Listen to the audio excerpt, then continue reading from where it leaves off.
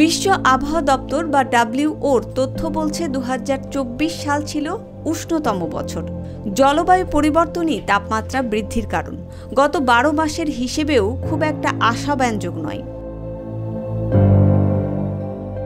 1850 সাল থেকে 1900 সালের তুলনায় গত এক বছরে পৃথিবীর গড় তাপমাত্রা 1.55 ডিগ্রি সেলসিয়াস অর্থাৎ 2.78 ফারেনহাইট বেশি থেকেছে।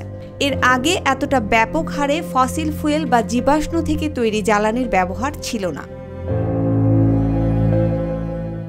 বর্তমান তাপমাত্রা 2023 সালের রেকর্ডকেও ছাপিয়ে গেছে।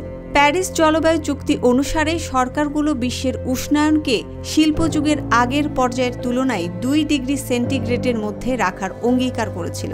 একই সঙ্গে তারা উষ্ণায়নের তাপমাত্রাকে 1.5 ডিগ্রির নিচে রাখতে চেষ্টা চালাবেন বলেও জানিয়েছিল।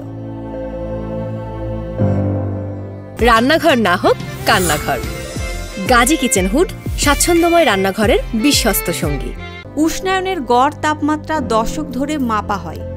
WMO বার্ষিক রিপোর্টে প্যারিসের লক্ষ্যমাত্রা না ছাড়লেও উদ্বেগের যথেষ্ট কারণ আছে বলে মনে করছেন বিশেষজ্ঞরা। এই রিপোর্ট অনুযায়ী বর্তমানে দীর্ঘমেয়াদী উষ্ণায়ন 1.34 থেকে 1.41 ডিগ্রি সেলসিয়াসের মধ্যে রয়েছে। জীবাশ্ম জ্বালানি থেকে তৈরি কার্বন ডাইঅক্সাইড আমাদের ক্ষতির পরিমাণ বাড়াচ্ছে বলে জানাচ্ছেন গবেষকরা। তাদের মতে কার্বন ডাইঅক্সাইড বিগত 20 লাখ বছরের তুলনায় বেশি জমা হচ্ছে। WMO-র প্রধানের মতে এই নতুন তথ্য আমাদের জীবন, অর্থনীতি এবং সর্বোপরি পৃথিবীর জন্য যথেষ্ট উদ্বেগের। WMO রিপোর্ট অনুযায়ী 2024 সালের তাপমাত্রার পরিবর্তনের পেছনে শৈত্যপ্রবাহ লা নিনা থেকে উষ্ণ প্রবাহ এল নিনোতে পরিবর্তনই দায়ী। যদিও গবেষকদের মতে হাওয়ার উষ্ণতা বৃদ্ধি আসলে একটা বড় পরিবর্তনের অংশ মাত্র। এই উষ্ণায়নের প্রভাব পড়েছে সামুদ্রিক ইকোসিস্টেমে। এর ফলে সমুদ্রের জীববৈচিত্র্য হ্রাস পাচ্ছে, সমুদ্রের কার্বন শোষণের ক্ষমতা কমছে।